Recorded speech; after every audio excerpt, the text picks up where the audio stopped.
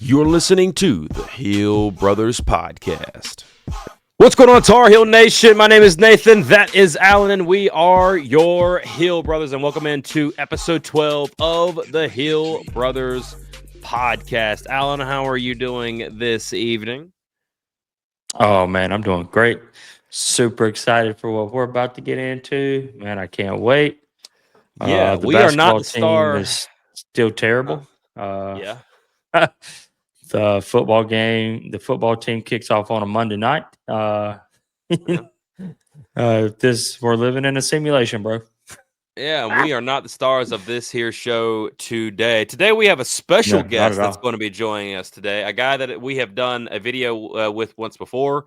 I believe this one will have a little bit more shelf life than the last one that we did, because the last one that we did that shelf life was only about a day, and then that was all thrown down the garbage disposal. So really excited to Yeah. get in here and talk some Carolina basketball and football with Andrew Jones of Tar Heel Illustrated. We're going to make it through. I think it's going to be a good night. I'm feeling awfully puny tonight, so Alan, you're going to be carrying us to the promised land on this one, man. I think you've got it. Hop in the backpack, are- baby. Hop in the backpack. You are a young, astute, cunning linguist that you are, so I think you got us. You're giving me this too much evening, credit, so- sir. Whoa, how about we fix What- that real quick? Yeah. Oh, wow. And actually, no, it looks good. You look a whole lot better. Shine You shine some light on the situation. You know what I'm saying? Yeah, you need a little bit of light. So, we It's just wanted to dark in quickly, say hello, say what's going on. We're going to toss this over to our interview with AJ. Hopefully, you guys have a great time with this. I'm looking forward to it. We're getting ready to do it right now, and I am absolutely looking forward to hopping in here and talking with AJ some more. We text back and forth, pretty frequently, and he's always so nice to us, speaks and for one of also us. he's extremely nice to us, and also just very giving of his time. So especially considering how busy he's been over the last few weeks to a month. We've been talking about this since before the new year, and now that he's finally got a little bit of time to sit down and talk with us, we're gonna have a good time. So hopefully, you guys enjoy this. I'm looking forward to it. Let's hop over. AJ from THI. What's going on tonight, man? What's going on, fellas? Heel Brothers. It's always good to talk to you guys. Absolutely. And I'm sorry I missed you in Boston. I'm sorry I missed you all in Boston. No, it's all right. You it's were all a lot good. busier than we are in that whole situation. Yeah, I was working till God knows what time that night, and I had to get up and fly the next morning. So we'll get together sometime somewhere. We I'm not ended gonna up lie. DoorDashing some pizza and sleeping. We both was sitting there watching college basketball, crushing a pizza, and then we knocked out, considering everything that ended up happening with us in the flight the night before and everything, and rolling up into Boston. What, at 10 a.m.? We got there at 10 a.m. and got Yeah, to we the walked stadium into the by 11, stadium. or about Yeah, we 10:45, walked into the wasn't it? stadium, and the timer was on like 9 minutes and 56 seconds before kick. Wow. Yes. Wow. We got in just in time for the anthem. It was nuts. We originally were supposed to be there at 12 a.m., but we got flight canceled. Everything else. Wow. We had Starbucks at 3 a.m. Thank you, Charlotte Douglas. Dude, we had for like having. Starbucks like 5 times that day. It was so, A lot of crazy travel. I was texting you on my way back from New York when I had to drive. Remember that story I had? Was that what that was the story, right? That was what it was, right? Was I texting you when I was driving back? It took me 36 hours to get back from the CBS Sports Classic. Jesus Christ. Yeah, because I actually took the train for the first time in my life. I decided to take a train to cover a game. My wife's like, "Oh, it'll be relaxing, get a lot of work done, and all that kind of junk." And the tracks were closed, and flights were $1,000. And I finally got a rental car, and it was going to cost me $472 to drive home. And I ended up. There was so much traffic. I stayed in Alexandria that Sunday night. There was so much traffic. The next day, I was an hour late returning the car. They charged me another day, so it cost me $872 for a one-day rental to drive home from New York. Was I texting you there? Or was I texting you when I was coming back from South Bend, going South Bend to Louisville or something? Because you went to a Ravens game. Yeah, I did. Yeah, I went. Yeah. I went to the Ravens game. Yeah. That's pretty cool. They're like 4 degree temperatures. Yeah, it was a nice trip. When I first got there, I didn't realize like I was walking through the baseball stadium. I was got to looking around like, wait a minute, this is where the Orioles play. I was like, I know somebody that likes the Orioles. Snapped a couple You should have pictures. paused for a moment of silence to honor and respect where you were. It really was a nice, like it's a nice place. It is. Between there and Fenway, there's smaller ballpark, like smaller. They're quaint. We'll use the word quaint. They're petite. Because the only ballpark that I've been in is the Atlanta Braves ballpark, and that thing is massive. Yeah, well, the Camden Yards is pretty big. They got 48,000 seats. Jeez. They're going to end up cutting out some of the upper deck and put like a party stuff up there and whatnot, which they should, because 48,000 is too much these days for baseball. Yeah. I like it more. Hey, quick question. Question. Speaking of baseball, we were wondering, like, why don't you guys ever cover baseball? Resources, and I haven't had a day off since June 25th, 2023. Yeah. I've worked every day. Yeah. And we decided that we just want to go full throttle into basketball, football, and recruiting for both. I would have to hire somebody to do it. And I don't think there's a return on the investment. And I don't want that to get in the way of the other stuff that we do. That makes sense. That makes sense. That's for sure. Wait, you got your application ready, Alan? I'm real cheap. Just a ticket to the baseball game. That's fine with me. Yeah. Yeah, that would be pretty. I know we're actually going to be covering a lot more baseball this year than we did last year for sure, just because we both enjoy it a lot. Oh, it's great. I love college baseball. I know that our competition, IC, does a great job with it. They also have a lot more resources for things than we do, and that's probably the place to go. Ariel Bynum covers baseball. He does some traveling with them. Yeah. So there's a lot of good media that covers baseball.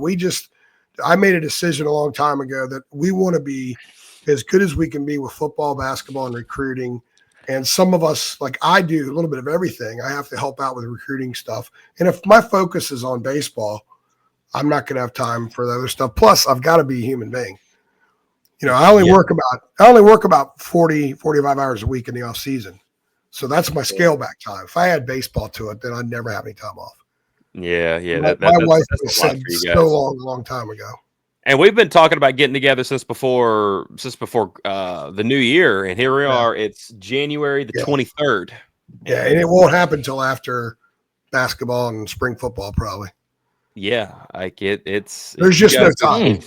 Segue. Yeah, absolutely, dude. No time. Well, dude, we just got a few things we want to talk to you about tonight, man. We got basketball's going crazy, and I think that's where we're going to start. With a basketball team that is all over the place right now. You know, they started out the season really – they had a tough non-conference. We understand that. We get all that. But had showed that they have talent, but don't know how to organize that talent at times. You know, you've been really up close and personal with them. Tell us some of the things that you're seeing from the inside as a guy that covers, you know, this day in, day out. You know, where do you think Carolina's biggest issues are, and why the talent that they have isn't being collectively brought together in order to bring out a good product that we saw glimpses of on the court night in and night out? I just don't think they're a very connected team on the floor. And I think you see that on both ends of the court with their inconsistent communication, something that picked up for a couple of games when they were beating the Notre Dames and NC States of the world and Cal, but it's not good enough when you play Stanford and Wake. So before, the thinking was, well, hey, it's Florida, it's Alabama, it's Auburn, it's Kansas. The reality now is it's Stanford and Wake. So that to me is more the measuring stick for this team.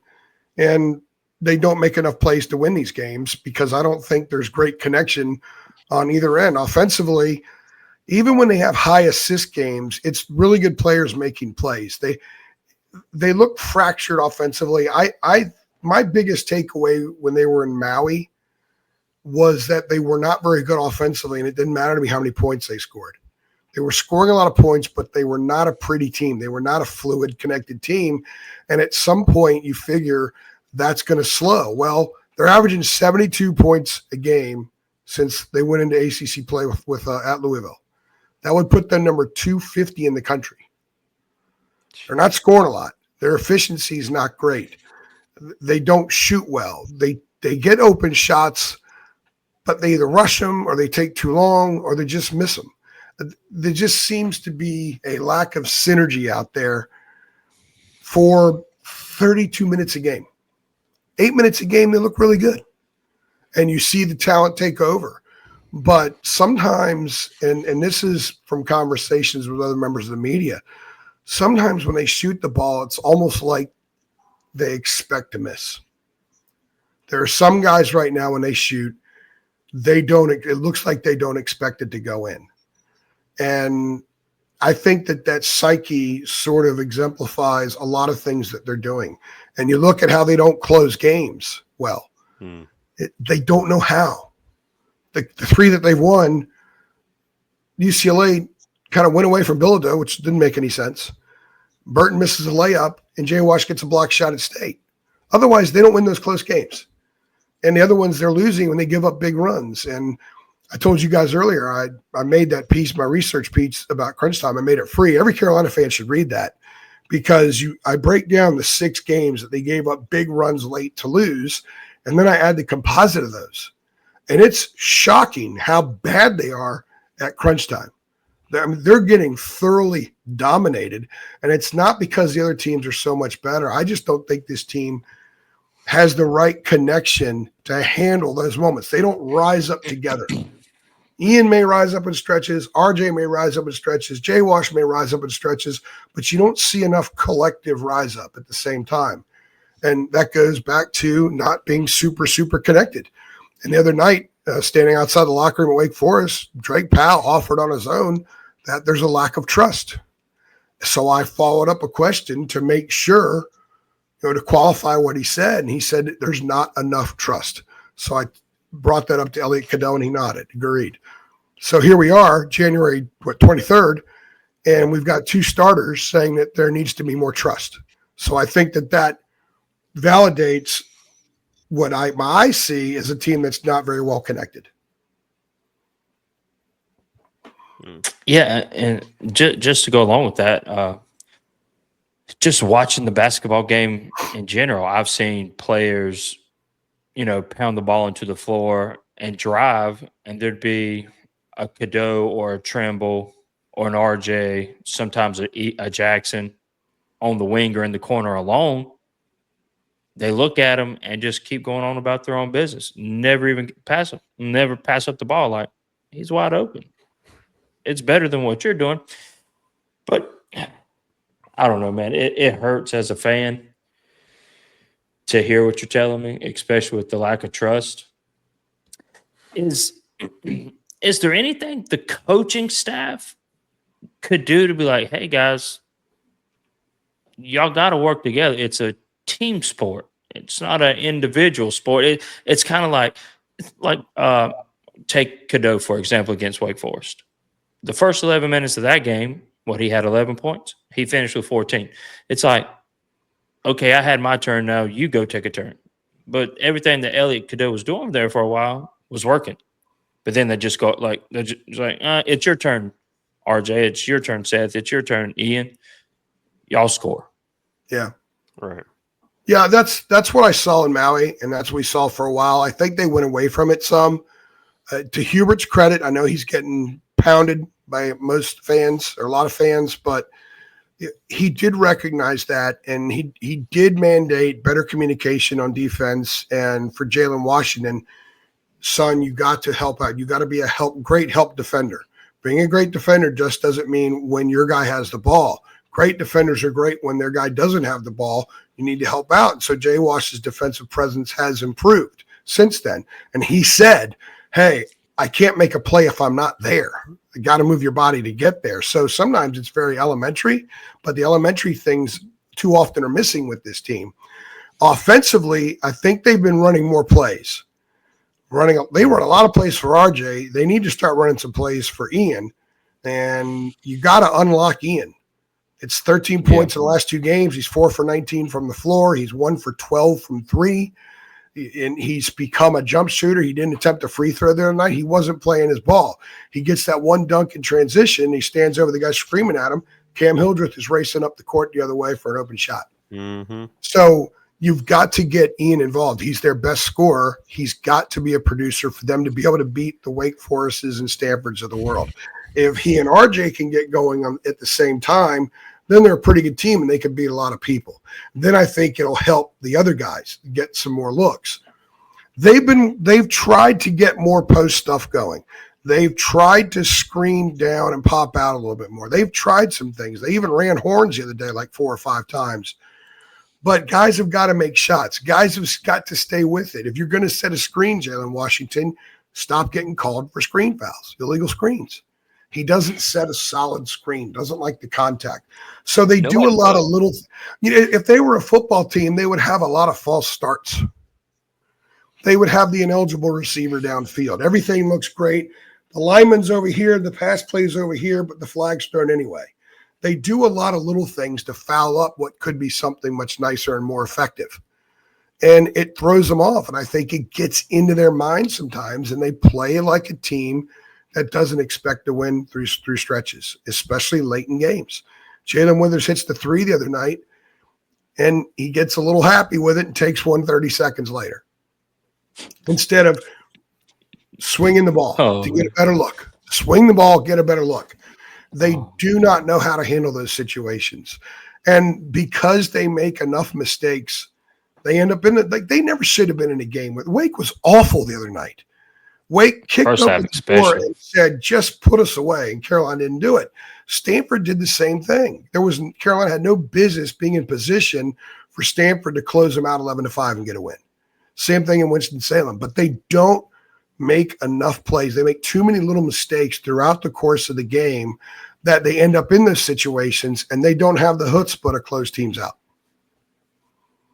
I think a lot of that has to do, and this is just me, just being an outsider, but last year you had proven leaders, guys that were rah-rah guys, Harrison Ingram, Cormac Ryan, Armando Bacot, 3 guys right there that would, if this team starts slacking, hey, let's get this thing right, let's get it going, and nobody on this team. And I've heard you and Jacob talk about this a lot over the, especially in the early part of the season, is that you don't have that true leader. You've talked about, and I've heard you in your 3 things or whatever basketball shows y'all have come out where, sometimes you can really hear, hey, this team's communicating, they're talking, and the other times they're just dead quiet, and you're standing right there in front of them and they're just, nobody's talking. And it, in these last couple of games, the 2 losses now, have you noticed more of the same quiet nature? Have they been talking? It's just not being done. What are we not seeing there? Not much talking at Wake. Okay. And a lot of that, like RJ started becoming a little bit of a leader, but the Lord didn't bless him with the gifts to be a great leader. He gave him a lot of other gifts, and credit RJ for taking advantage of those gifts and getting a lot out of them. But he wasn't bestowed that natural gift. Sometimes leaders it just comes naturally for them. It's their wiring. Last year they had a group with Cormac and with Harrison in particular. I use the example that if you're sitting in the locker room at halftime and you have a couple illegal screen penalties or you didn't box out a few times, Harrison and Cormac are going to look at you a certain way without ever having to say anything. You're going to get your butt in gear. It's not so much the clapper. It's not so much getting your face. There's a certain expectation and standard that those guys would uphold without ever having to say anything.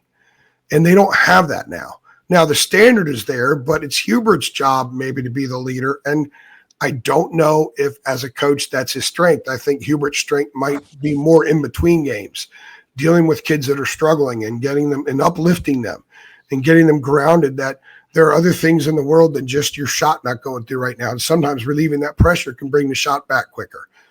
I think Hubert really enjoys that part of being a head coach. But in the game, when someone has to smack a fanny, there's no one there doing it.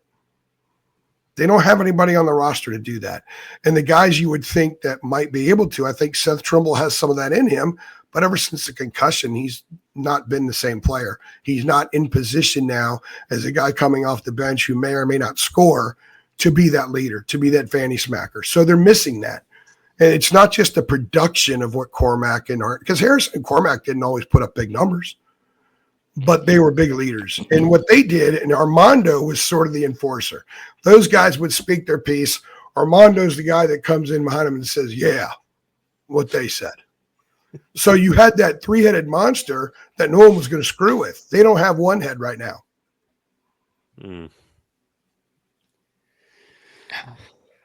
It's crazy to see how much a year can change instantly, just like that. And Cormac, speaking to your point, that's why I'm not a big fan of the Jimmys and the Joes stuff, because you can have the most talented team, but if it's not connected, there's no real leadership. And if the design from the staff has them doing things that aren't most conducive to being effective, then they're not going to be effective. Look at Arkansas. They're struggling. They're loaded with talent, but they're struggling. And people are pointing at Calipari, and justifiably so. I think that there are times Carolina's design and approach is flawed. It doesn't play to the strengths of these guys. They stand around too much. Their zone offense, I'm still trying to figure out what it is. Their delay game against SMU made no earthly sense. Like, you could not sit there and look at it and say, this is what they're trying to do, other than just bleed clock. Right. So there's a lot that goes into it, and there's a lot of fault to go around. So where does North Carolina? That's a real positive outlook, isn't it, guys? I mean, it's nothing that you can see it. Yeah. I mean, you don't have to be courtside or not, maybe not in the Dean Smith Center, because I was up there with you for that Georgia Tech game, and that's definitely not courtside. You don't have to be there to see. You can see it on TV. Yeah. A lot of times it just doesn't look like they're having fun. Yeah, and one of the advantages of doing what I do is you get to see them afterward. And the vibe coming out of the locker room at Wake Forest was not good. And it was different than after some other losses. And that's why I ended up writing the column that I did. It was almost as if every time the door opened, a waft of, oh my God, we're actually 12-8. And we're looking around and we've got this schedule coming up and we don't know what to do. Like, they're rudderless. That was the vibe that I got. And I wasn't alone in that. I mean, it took 25 minutes for the locker room to open to begin with. I mean, we weren't in there. Players came out in the hallway, but there was a lot of emotion. There was a lot of processing. And kids come out and they start talking about lack of trust. So that's where they are. And they have an opportunity to change that right now with what's coming up. But, I'm not going to sugarcoat it if there's nothing to sugarcoat. There were some small positives during that 4-game win streak, and they were doing some things the right way. But it all escaped them at Wake Forest. They played so poorly at Wake Forest. It's amazing that they were in a game and Wake didn't blow them out, but Wake was so bad, it's amazing Carolina didn't blow them out. It was a bad game. It was not. It did not resemble the ACC basketball I've seen through most of my life.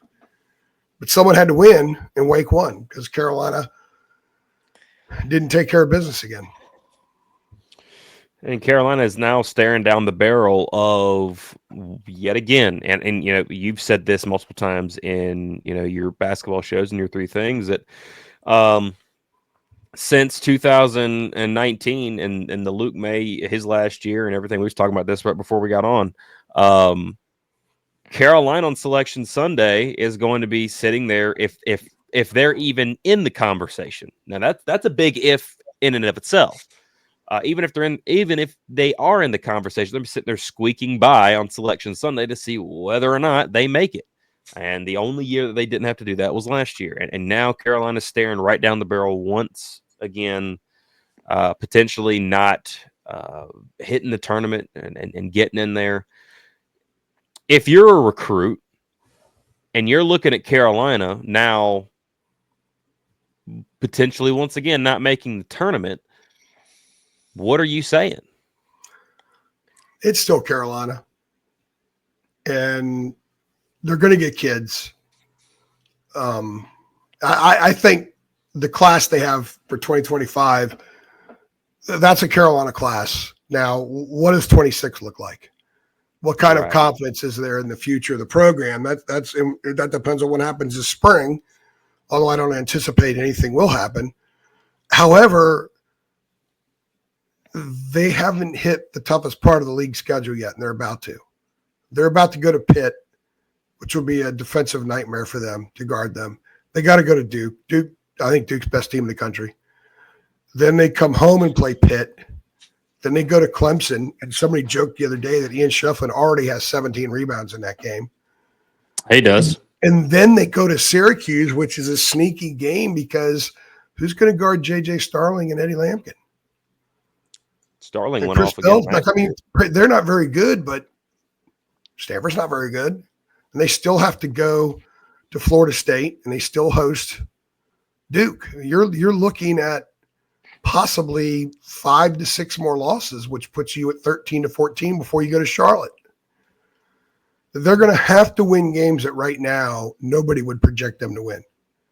And they have the ability to do it. This has the potential to be a pretty good team, but it seems like as the season goes by, it looks to me like some guys are becoming less productive and less reliable. And they're getting close to being overly reliant just on a few guys to do a few things.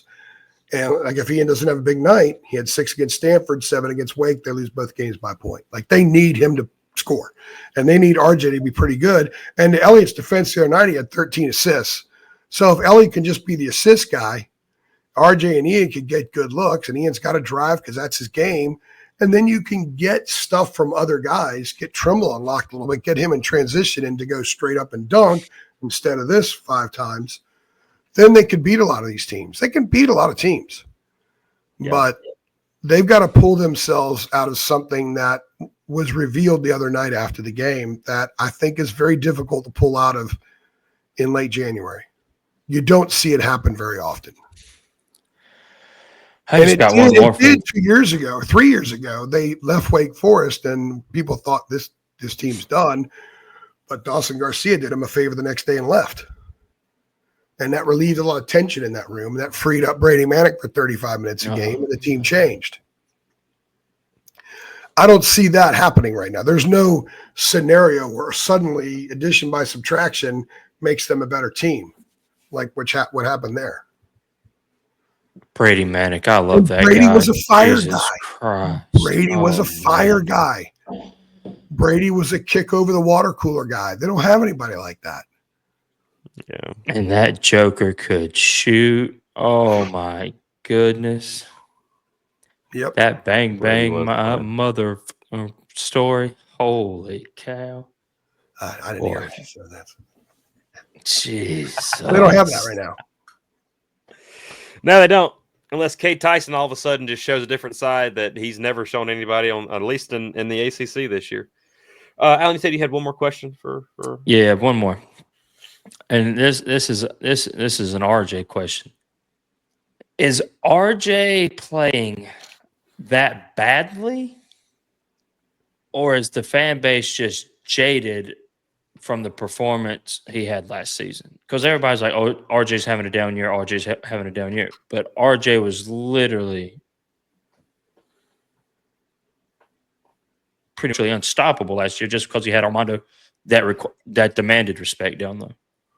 Well, he had Harrison and Cormac out there, and he had Elliott, and he was able to find his spots a little easier last year. Armando could set a screen.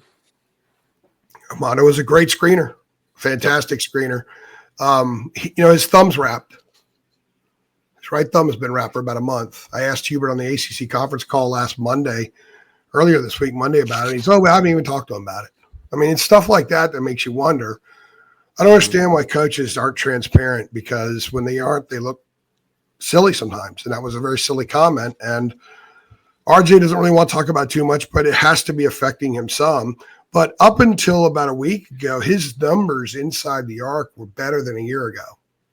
It's the outside the arc stuff. His assists are up, his rebounds are up, but I think his frustration is up too. And he was another guy after the game the other night. RJ is rarely ever at a loss for words. RJ is such a good guy. No matter what happens in a game, he will grant an interview and he'll talk to you, and he's respectful, look you in the eye and all that kind of stuff. But there was a numbness to RJ. There was a numbness to everything.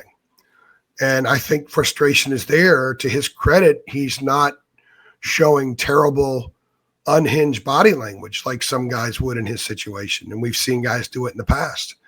So I think that RJ is having a worse year shooting the ball. I think the thumb is part of it, but he wasn't shooting well before the injured thumb. And I don't think the shots are the same that he got last year. I think he rushes some. People say he's a ball hog. He's supposed to shoot. Hubert's given the full green light. They run set plays for RJ all the time because Hubert knows got to get him going. Got to get that guy going. They don't run as many for Ian because Ian has a little bit more of an ability to create a shot on his own than RJ does. Maybe they should start running them for Ian too, because I think if Ian gets going, then it's going to help RJ. And it did when Ian started getting going. He had that nice little run in the Florida game, and RJ had a big game that night. They started to complement each other a lot better. They got to get back to that. So I think it's incumbent on Hubert to make an effort to get Ian going. Ian gets going, I think RJ is going to get some better looks. So, but yeah, he's not having the year that people expect. He's not having the year he expected. I think he thinks about it a lot.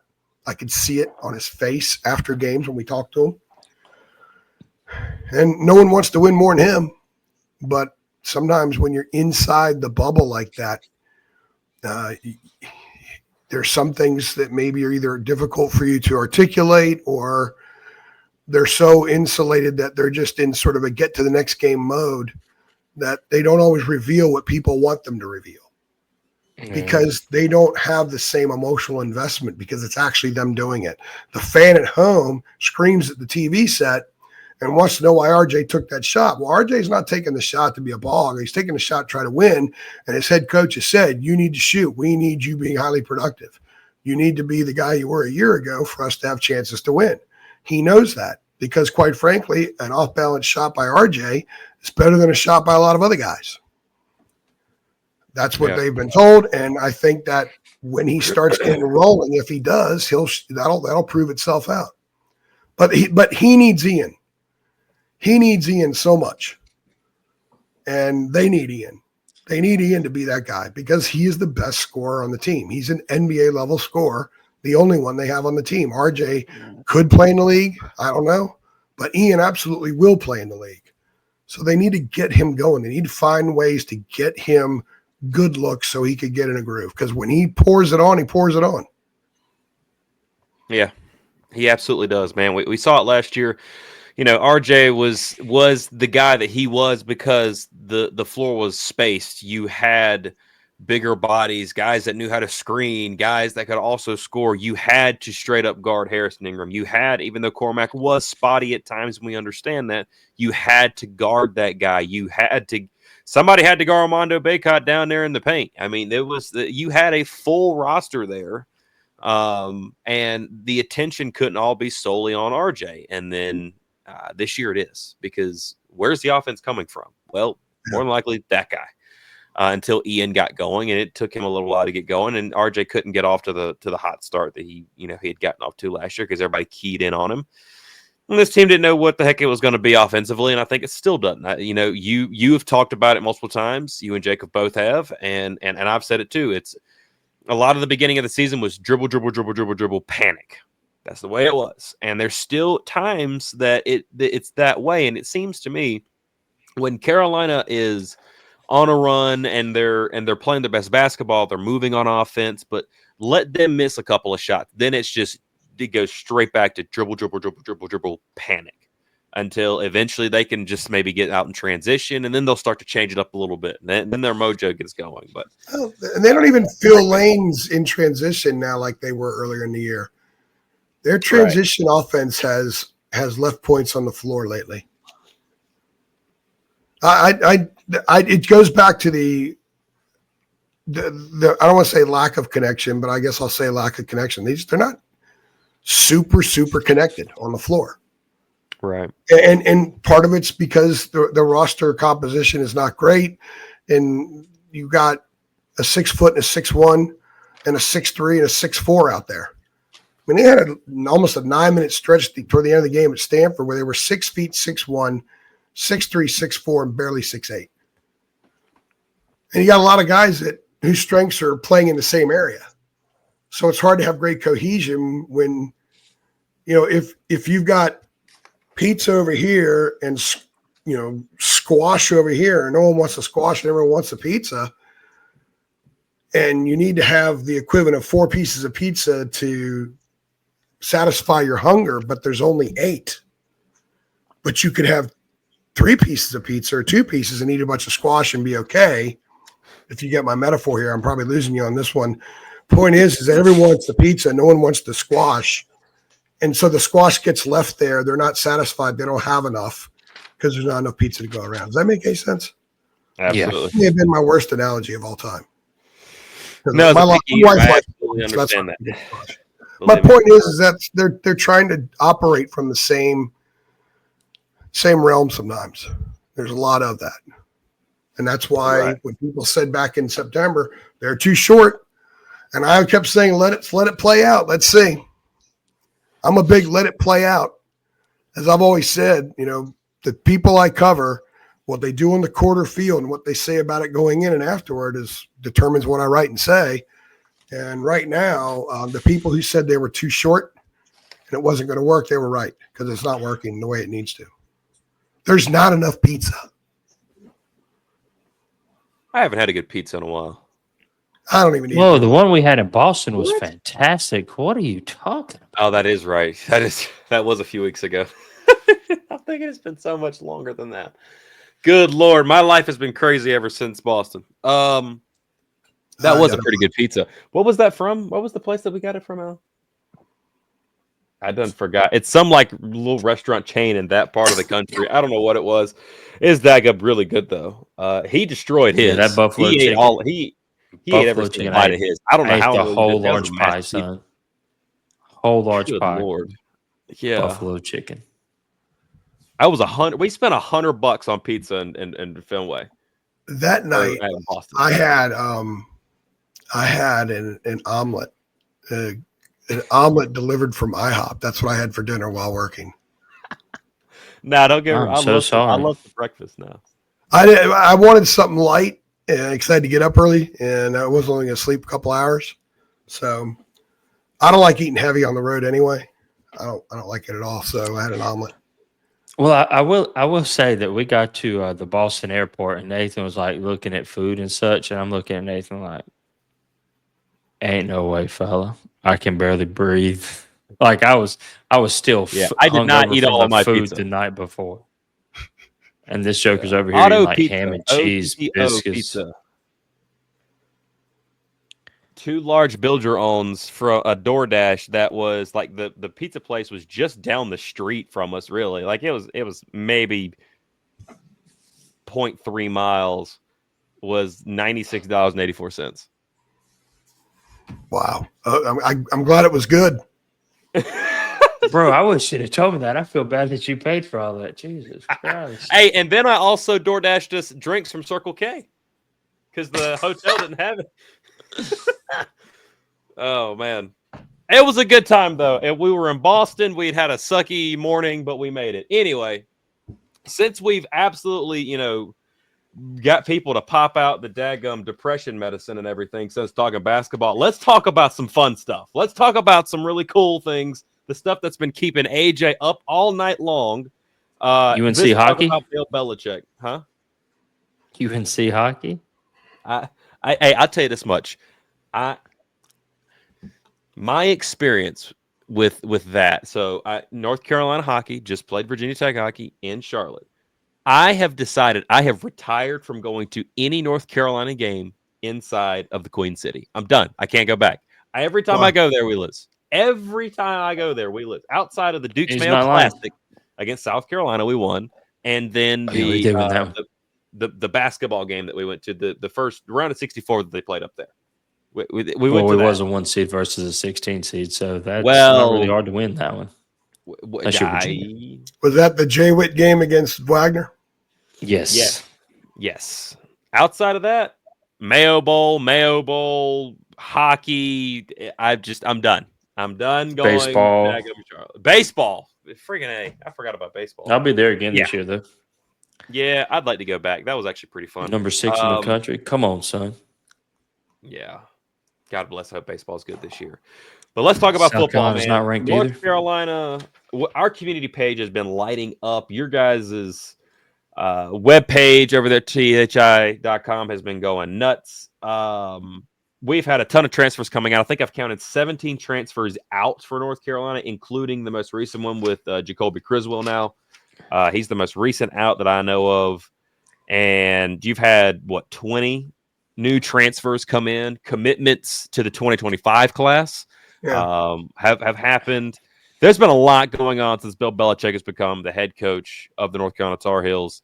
We kind of briefly spoke, back and forth, while it was going on. We were like, we didn't know it was kind of a thing that was going to be happening. We didn't think it was a legitimate thing until boom, all of a sudden they're working out details and he's the new head coach. What has it been like for you covering this monumental move for North Carolina football and the athletic department? Different than I've previously experienced because there's zero access, which doesn't surprise me too much. A lot of times, especially with the way the calendar is now with the portal and recruiting being what it is, you're going to go a while without talking to the coach, but they don't really have a media relations person yet. They have some people that are still at the school that are contacts, but they're not a spokesperson like what Jeremy Sharp was. They're not going to be able to answer questions right away that you have and very quickly get you answers to those questions. For example, Atari Newkirk committed the other day, and 247 arrivals have him as 2025, but the lanyard he wore Saturday when he was at the basketball game, we got a photo, had 2026. So in a normal situation, I would just reach out to the media relations person and say, hey, is he 25 or 26? We got him as 25 in the network, but he was wearing 26. Does that mean he's reclassifying down, which some kids do? I didn't have anybody to reach out to. So I ended up texting one of the assistant coaches who's a holdover and didn't hear back. So we weren't sure. We had to reach out and finally ask him, and he said 2025. Because sometimes the kids won't talk. It takes a while to get them to talk sometimes. That's my point. So getting little details sometimes is difficult. For example, as far as we know, there's no spring practice schedule yet. Now, usually by now, everybody knows spring practice because they set their off-season conditioning to gear it toward the start of spring practice so they can handle the workload of being on the field. And then after several practices, they start having contact. So they have to be ready. So the conditioning gets them ready for spring practice. Right. Well, they're conditioning, but we don't know when spring practice starts. Therefore, we don't know when and if there's going to be a spring game. I wouldn't be surprised if there's not a spring game. A lot of coaches were seeing less and less value in it anyway, and they only have 2 quarterbacks. So there's not a whole lot you can do. They have a couple of walk-ons, I guess, that stayed over from the previous regime that can work and will throw the ball to receivers, but they only have 2 scholarship quarterbacks. One of them's a true freshman who just arrived. The other guy was the backup at 1-11 Purdue last year. So I seriously doubt there'll be a spring game. We don't know what kind of spring access there will be. So to answer your question there's a lot of stuff we don't really know yet, and we're sort of waiting to find out when certain things are going to take place and hopefully get at least Michael Gambino. It'd be nice to – or Gambino, geez. But Lombardi, excuse me. That's a bizarre faux pas. I don't know where that came from. I did watch a Mafia movie last week, actually. The Gambino family, son. I did watch get them. I watched A Bronx Tale last week. Now you can't leave. So I guess that's where that was deep in the recesses. Michael Lombardi, we have not had him yet. It sure would be nice to talk to him because he's get in contact with Pat McAfee's guys. He'll hook you right up. But really quickly, just for clarification for people that may not understand, you're talking about how they have 2 scholarship quarterbacks. So people say, "Oh, wait, we know what about Max Johnson?" And they're bringing in guys. The portal window. So when you transfer in from the portal, you had a certain time that you had to be in. Explain that time and when everybody had to be signed in. Well, the before Notre that way they Dame, can be in spring practice. well, Notre Dame had like 8 guys at the portal today because their season ended today. There's a 5-day window they can enter the portal. Every school is different. Some schools are on the quarter system, so they may not even be in class right now, and you could probably transfer to those schools and start your classes. At North Carolina, they were supposed to have been in by a week ago Wednesday at school, enrolled and in their courses, because after that there was no change in courses. But some kids, I think, were given a little bit of a waiver. Graduates have a little bit more of a window because the graduate courses, a lot of them are online, especially for athletes. It's true. They are. Imagine all the trouble North Carolina people thought they got into a couple of years ago when so many courses are actually online now. So it's a little tricky, but right now, if they were, let's say a quarterback hit the portal as a graduate and wanted to come to North Carolina. At this point, they would have to wait until the spring, after spring semester, to enroll. So they're set with what they have for spring practice. As far as Max Johnson goes, getting information on him is very, very difficult right now. I can only go by what the previous regime had told us and what Mac had said. And Mac said to a couple of us sitting in his office that he'd be lucky to play football again, much less walk without a limp. So he had 6 surgeries in Minneapolis before he ever came back. But you guys saw him. He was there at the bowl game.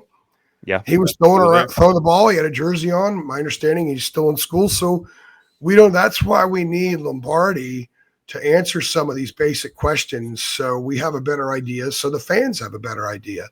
It's not like they're releasing some kind of secret code that will doom them against TCU. This is college is a little different than pro. Your owners are the fans.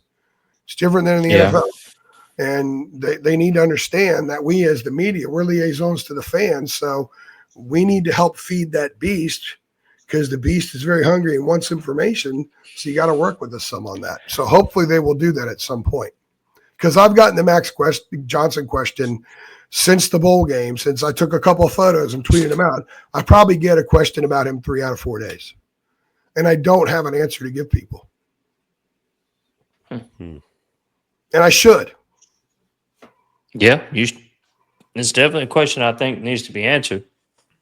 But, man, it was announced today that UNC's playing TCU 7:30 on a Monday night.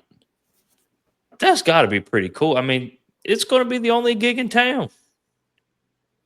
The whole world's the entire country will watch that game. Belichick effect. Yeah. And I can't wait. I'd be willing to bet you the UCF game is Fox primetime. They've got what's this? I remember the schedule. Open up against TCU. What's the second game? Is that the one at Charlotte? Charlotte, I believe. Yeah, I believe it's at Charlotte. If they don't change that, which I don't think they're going to do, because I know that they would like to have bought out of that, but the state legislature, the university system won't let them do that. So they'll probably have to play that one. That'll be a Saturday. But when they go to UCF, I wouldn't be surprised if that's one of those Friday night Fox games. They're going to try to isolate Belichick. And if Carolina wins, they're going to be the flavor of the week. Prime brought in a lot of intrigue because of who he is. And there was a lot of curiosity. Can this guy even coach? Because it's new and different, right? And then, of course, he adds to it with how flamboyant he is. The Belichick factor, more people know him as a coach and will want to evaluate him as a college coach. They'll be looking for mistakes. They'll be looking for, he made a mistake there because he thought it's the NFL and it's a college game or whatever the case may be. I think a lot of people are going to be very, very interested in what Carolina does. And that's why if you, every player had to know going in that every game they play was going to be on some form of national TV, especially if they win. If they beat TCU, beat Charlotte, and they're able to beat Central Florida, and then they got Richmond, and the ACC slate's not that tough. They got Clemson coming in. That's going to be an ABC primetime. Oh, absolutely. If they win, think game day's there for that one? Game day may be there. Well, it depends on how things go. You would think that there might be something set up tonight at TCU because it'll be an event. It's not going to be a game. It's interesting because about a week ago I posted something on the board Predict when you think the Carolina TCU game is going to be. Because if Mac was there, 3:30 ACC network, right, on Saturday, it'd be overlooked. Belichick changes the game, right? I was thinking Sunday because I figured they wouldn't do Monday in Chapel Hill. There'll be another game they'll do that Monday night. No, they're making it Monday. That tells you right now the appeal. And they know the appeal because they know the traffic that they get for anything they do Belichick related since he's been hired by North Carolina. So they're going to be a big game every week, and Carolina fans should get used to a lot of night games. Yeah, we thought night games was crazy. Was crazy with Drake May in that second year because we had a ton of night games that second year with Drake May. I think this is going to be that on steroids. I don't know if maybe just a couple of games that you're going to have 3:30. Maybe. Yeah. I don't think UNC makes the CW this year at all. Well, they're making it a lot in basketball. Oh yeah, on this weekend. A lot of basketball. Yeah, I don't know. They could. Richmond could be a CW. They'll throw the CW a bone and get Richmond on there. Yeah, I could see that. Which would be okay, but the CW gets more views than ESPN too. Because everybody gets it. Yeah. I have a female friend who's a big sports fan. Oh, yeah, that's true. And she lives in Minneapolis, and she texted me at the end of the Stanford game, says, "Boy, what a game." And I'm thinking, how the hell did she find? Oh, that's right, because everybody has a CW. Yeah. You're flipping around. Those CW games did pretty well. If Pitt and Georgia Tech was on ESPN2, maybe it would have gotten 450,000 viewers. On the CW, it's getting like 600. Shoot. I did not know that. Because everybody has access to it. That makes sense. And here, I thought the CW was regional. Like, I figured if it's national. If the CW was on in Minneapolis or it's everywhere, just say you would figure it'd cover like a Minnesota game or something. Well, no, because their deals with the ACC because they bought the spillover from what used to be on the regional sports network.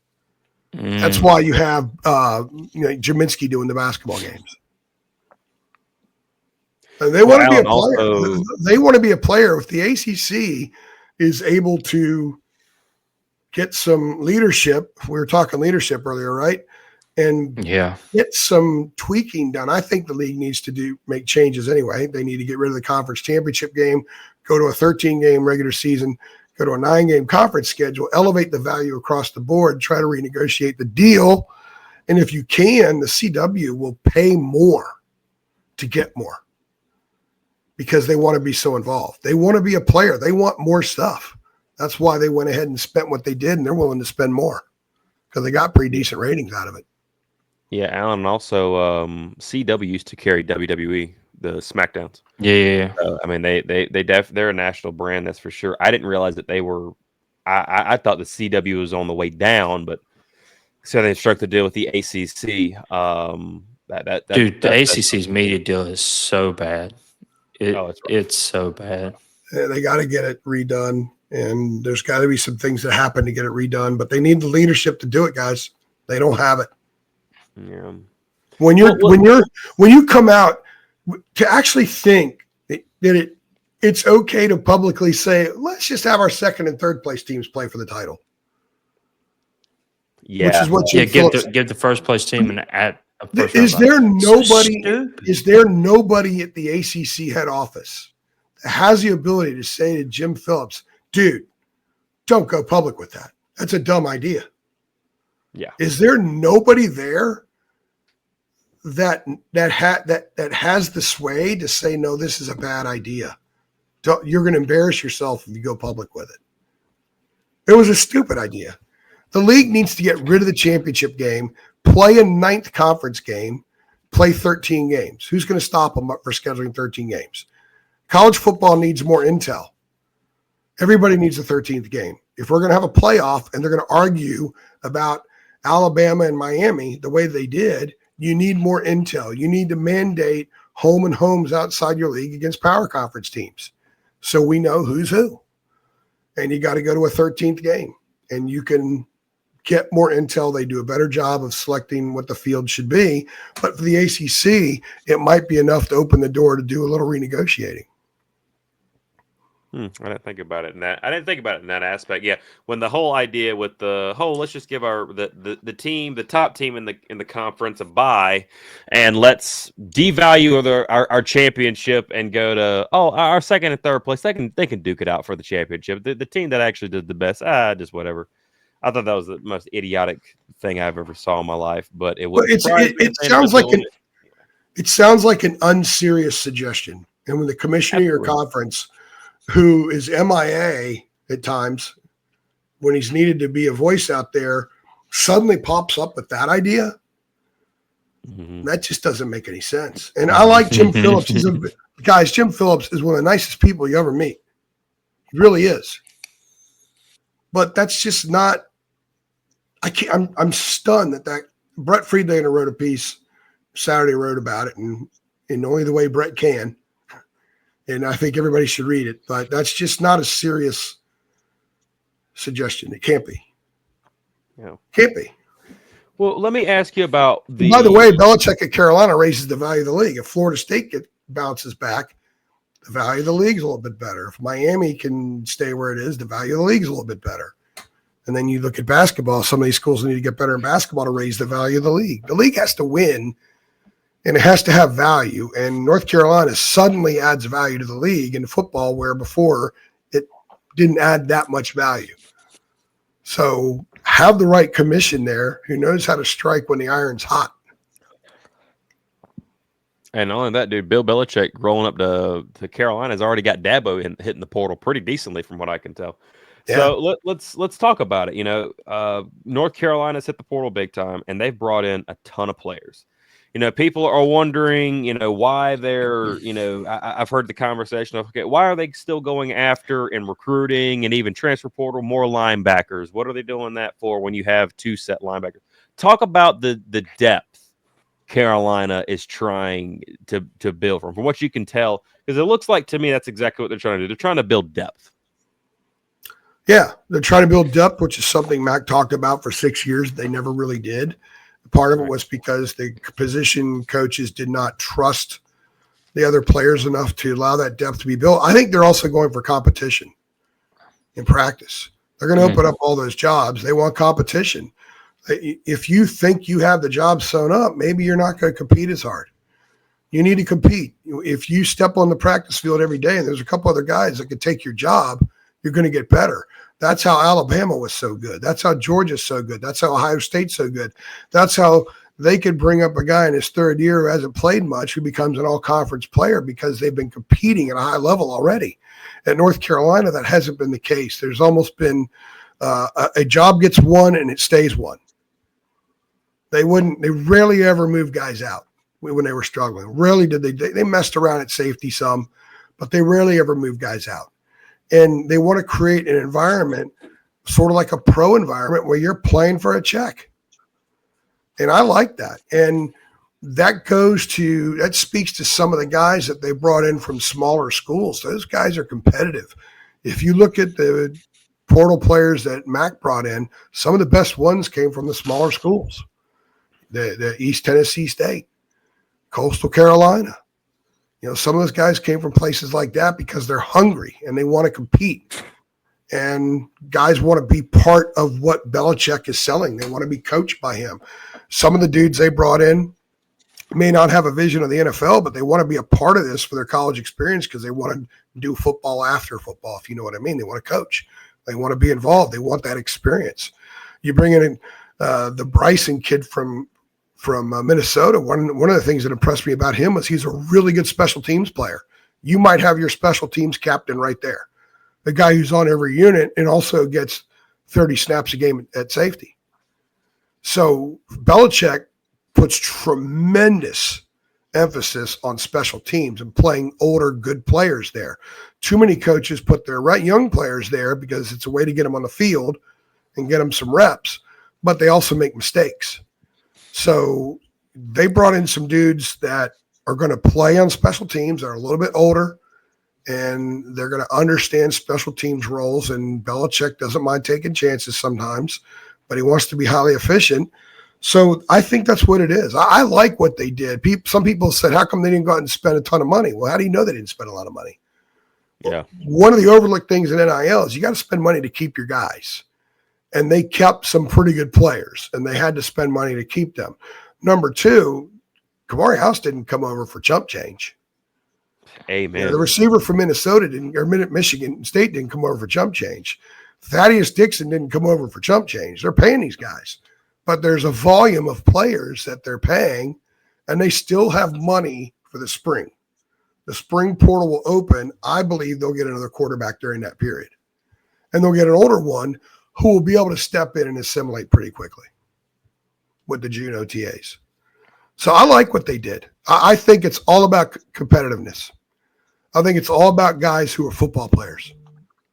One of the things that I've learned doing this job, and I've had coaches talk about it all the time, and it happens at the line of scrimmage maybe more than anywhere else because those guys have a lot of head contact, but a lot of players are overranked by the recruiting services as 4 or 5 stars that end up coming nowhere close to playing like that is because you can never gauge how much they love football when they're in high school because they're just dominating. When you get to college and it becomes a 46-week deal, then you find out how much guys love football. And so a 4-star or a 5-star that doesn't love football is never going to play up to his potential, ever. Absolutely. And one of the things that I have been told is that they were looking for guys who love football. They were looking for guys who were going to show up early every day, stay late, and will compete. And if they're put on special teams, then they're going to embrace that. They're not going to complain. So we'll see. We'll see how it works out. But I think, to me, that's the most impressive thing that they did with the portal because there wasn't tremendous competitive juice previously. They said there was, but there wasn't. If there was, we would have seen more guys rotating in and out of starting lineup, so we didn't do it. We didn't see it. And one thing, Alan, right before you got us, wanted to say, a lot of this, people are looking for like the big sexy transfers, the transfers from Ohio State, Alabama, and Georgia, and all this stuff. The difference makers. We have a couple of those in there, but a lot of them are coming from like a Price Yates from a UConn, Melcart from Delaware. You're bringing in guys that have an edge to them. They've been the guy playing at the with a chip on their shoulder, trying to prove something at a smaller level. And these are good ball players. There once upon a time Elijah Hussey was an East Tennessee State guy and was wrecking shop, and then he came over to North Carolina and he just continued to do that and gotten better and better and better. And the guy's going to play in the NFL, I think, right here in the next little bit. Willie Lampkin, another guy, undersized, played down at Coastal for all those years, showing, hey, I can do this. They added some of those guys like a Jaffer Murphy. You get the Price Yates. You get the Melcars, like we talked about. You get Gavin Gibson. You get these kinds of guys that have played at these different levels. And I think that you see their body of work, and they're not just bringing them in because, but they're bringing them in for a reason, that they've got this. You look at them play, look at their film, and you can just see like, hey, that is a dude right there. That is a guy with a motor. And he's got an engine on him, and I like that a lot. Well, it's also, there's a theory that you can look at it where if let's say you have a business and you have direct sales, and it's one of those things you have a lot of turnover. So you slap a lot of people on the books, and if a handful of them end up being really good at direct sales, they're going to carry the load. They're going to make the business successful. Here, you put a lot of guys in a couple different positions out there, and you say, go at it. And all you need are 3 linebackers as long as they stay healthy. All you need are 3 corners as long as they stay healthy. So they're going to sort of figure it out themselves. That's where the competitive stuff comes back to. They're going to sit back and say, hey, nobody has a job. We love you, Amari Campbell. We think you're fantastic, but you don't have a job. Go earn it. And I kind of like that. Send them out there. Have them go knock door to door. See who comes back and rings the bell every day. And those are the guys that get on the field. And so I like the approach.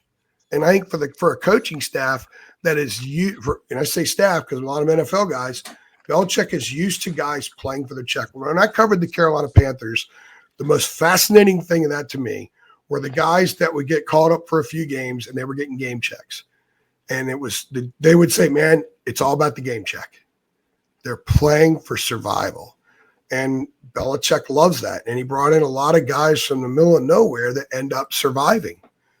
When Washington State got Cam Ward, a lot of Washington State fans probably, why are we getting a guy from Incarnate Word? He worked out okay. There are a lot of dudes out there like that. Florida State's best defensive player for 2 years, up to through the undefeated team, was a guy from Albany, transferred from Albany. So there are players out there. And give him a chance to compete. Don't have him come in and sit behind a guy who started for 2 years, and you figure, well, he's started for 2 years, so he has to still start. This isn't high school where there's a favorites thing, and it's the coaches will play the cool guy. We all remember that from high school. So they don't have any allegiance to anybody. Bring him in, let him duke it out, and see who plays. I like it. I do too. Like the Roman Coliseum. That's the way it should be. That's the way it should be. And you got a head coach now who doesn't care about their feelings. Mac did, and Mac was brilliant with that. And Mac ran such a solid program of decency. But there wasn't enough competitive juice. They weren't tough enough. And that's the job. The objective is to be tough enough, be competitive enough, and to win games. That's the job. People aren't talking about what kind of nice guy Ryan Day is on a Tuesday afternoon talking to some guy about his girlfriend. Ryan Day lost to Michigan. Everybody thought he was going to get fired, and he just won a national title. So screw everybody else, right? I thought he was going to get fired too. Yeah, that's what it's all about. There were people on our board saying, hey, maybe Ryan Day will come here. Jeez. I'm good. I've lost the state enough. I don't. Yeah, I don't want to deal with that. But you get my point. The job is to win. He gets more money for certain bowl games and numbers of wins than he does for APR. I wrote out the whole contract today. His job is to win. Yes. Bring dudes in, compete, and win. I saw Jacob's tweet. It was like $3.75 million in bonuses. That was the max. Is like if he wins the national title, and I was like, that's a lot of money. All the national title, all the awards, and 3.0 GPA and 1,000 APR and all that stuff. 3.75 million on top of the 10. Almost 14 million for a football coach at North Carolina. That's pretty fantastic. I'm just looking forward to, the first punt, North Carolina has going more than 25 yards, me personally. Well, it's going to be – hold on a second here. Are we getting a live break? Okay. Nah, it's just something from basketball. Nothing live, just – anyway. I can't say anything, obviously. Yeah. I was about to say, I feel like this is like this is ESPN when Adam Schefter looks at his tweet like, oh, you need to read that? You need to go ahead. Nah. Something I'll respond to in a minute when we get off. Got you. I'm just, I'm kind of sad that LaValle went to Florida State because he played I thought he played amazing in the bowl game. Like that dude was flying around everywhere in that bowl game. Yeah. He took advantage of that moment. He took full advantage of that moment, and it worked out. And Florida State was a team that wanted him. It's the way things are now. Don't get too tied to them. Don't get too attached. They may be gone. Yeah, no, I'm no longer attached. I don't know. I'm to the point. It is what it is. Yep. AJ's telling me that nobody trusts anybody on the basketball team, and it's 5 players that have to work in cohesion to make the world go round. And let's qualify the football the team trust won't talk thing. to nobody. Let's just qualify the trust thing very quickly because I don't want certain people over in Chapel Hill to think that's exactly what I said. They say that they need to trust each other more, just for clarity, and I can understand that. That's just part of the connection thing. That's part of playing off each other a little bit more. That's all. If it was a bigger deal than I think it is, I would have made it a bigger deal. Yeah. We'll see in a couple of weeks. I mean, we got Boston College on Saturday. Yeah. I guess the cool thing about it is for you, AJ, And anybody actually legitimately like inside covering North Carolina football is you guys have now probably have like the hottest ticket in college football right now. It's you A guys. buddy of mine who's a big-time Penn State fan, Penn State grad, texted me today he said, you're actually going to cover a game that the nation cares about in football. He said, you've been doing it for a long time in basketball. Now you get to do it in football. And he's right. Yeah. I mean, I'm considering buying You've got the meal season ticket. tickets. It'll be cool. It'll be a nice change. The place will be full, you'd think. I'm just It'll be hoping full to by God, TCU. I am seriously hoping that this move will finally, and you talked about this, I've heard you talk about it numerous times. I talk about it every single time I'm in that daggum stadium. Maybe finally North Carolina fans will actually use their voices at a game and cheer and do the whole thing. I mean, when it says first down Tar, they say heels. I mean, can we do that? Can we finally do something? Jesus We'll Christ. see. I saw something else. It was on Twitter, and there's a lot of not nice stuff on Twitter. But somebody said, "Can the UNC band please add 30 to 40 extra people so it actually sounds like a college band?" Yeah. on TV? They have too many small brass instruments. I did a research a few years ago on that, and they had the smallest private school. They had the smallest public school band among power conference schools by like 60 members. And it's all flutes and clarinets. Yeah, They don't give out scholarships. That's one of the deals. They need to give out. Look, if you're going to spend $10 million on your coach, you might as well start giving out scholarships for band and do it up. You might as well add to the pageantry while you're at it. Get a bunch of pom-pom girls in the stands. Just do it up, man. Make it an event. Make it a spectacle. Capture the moment and really put on a brand new show. Like you said, this is going to be every game, especially the TCU game. You're going to have the national. I mean, Stephen A. Smith and everybody at ESPN is going to be talking about it the next day. Everybody on ESPN, everybody on Fox, everybody on the local networks. Make it look important. So make it look important. Right. Show the world, hey, we're here. This is our moment. We are the team you want to keep an eye on each and every week. Whichever you do, I mean, is one of the few small things that I really enjoy about North Carolina football every time we go is the entrance. When you do the pyro and the fire and the flame and the videos. I love that stuff. I like when Ramses walks out. I like when Ramses walks out about 10 minutes before that. I actually think they do a pretty good job with the band coming out, the way they come and take the field. I think they do a pretty good job with that. Yeah. But they need to do better. Like the pregame, the pre-intro video needs. In basketball, it's phenomenal. They have the best starting lineup intro video in the country in basketball that I've ever seen. Every year, they just do a wonderful job with it, but it's not that great in football. They need to dig deep into the history. There's no image of Art Weiner. There should be. Don McCauley should be on there. Ken Willard should be on there. Famous Amos should be on there. Mike Voigt should be on there. Bill Dooley should be on there celebrating a Peach Bowl championship or something. They need to dig into the history more and make it show that it's more cultural, maybe than it is, but you got to start building the culture. You got to start connecting the culture at some point. That's why you make it look important in the stands, add to the band, add pom-pom girls, put a little bit more pomp around things, and have a better. They got to have a new sound system. New sound system, new video boards. New video boards. They got to do it all. Why not, man? They're spending right now. Might as well do it all now. That sound system's terrible. It's bad. I still love For Whom the Bell Tolls. I think that's perfect. It's a perfect song. Perfect. It is. I wonder if the fourth quarter thing stays. They got to change that. I wonder if the helmet stickers stay.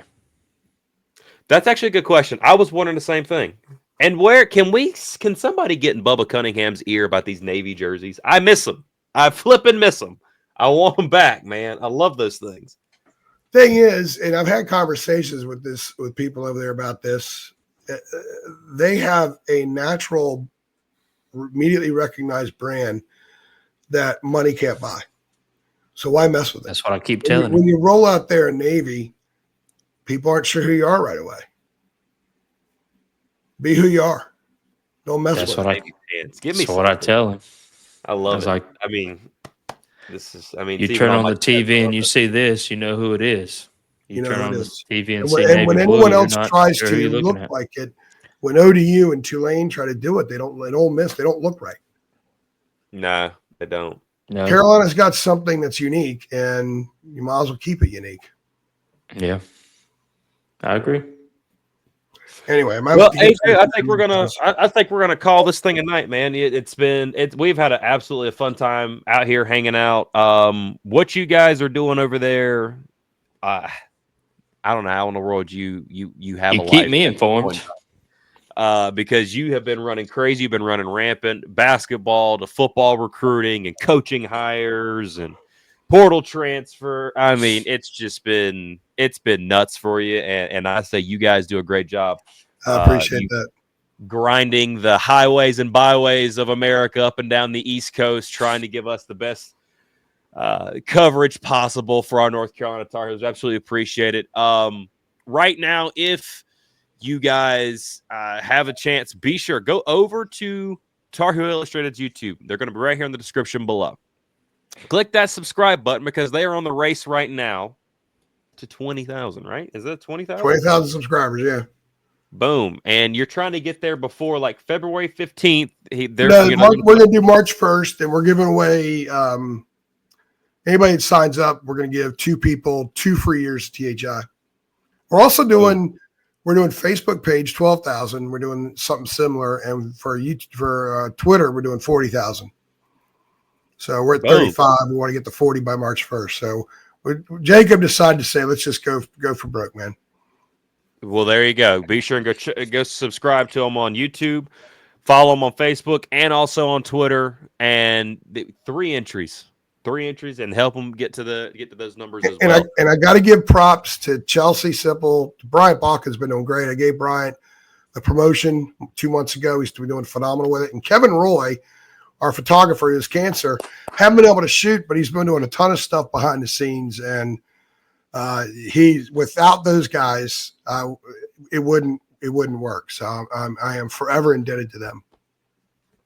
I'm glad to hear that, man. And hope and pray that Kevin is all right and getting through everything good. I know when it came out, I posted on his post, and hate to see that, anytime. But you guys do an amazing job over there. We thank you absolutely, for coming out. Especially, it's commitment night. Caleb Wilson right here is getting ready to commit to either Kentucky or North Carolina right here in the next probably 30 minutes to an hour. And you got that tonight with us. And we just appreciate you coming out and hanging out with us, man. Anytime, you are always welcome. Hopefully we get up at Chapel Hill some point in time, and we can hang out and chop it up in person. Chop it up. And Sup, dogs. There you go, to Sup Dogs. I've actually never been to Sup Dogs at Chapel Hill. Me That's the either. one place I haven't been. I haven't been there yet. Sutton's. I've been to Raising Cane's. I've done the barbecue place. I forget the name of it now. P3. P3. I ain't been to P3. Oh, haven't been on Top of the Hill. Haven't been there yet. I gotta go there. Oh yeah, me either. We gotta do some. Yeah, we gotta do some eating, man. Whatever. Anyway, thank you all for watching. Thank you all for being here. This has been absolutely a blast. And thank you, AJ. Thank you, AJ. As always, go Heels. Go Heels, baby.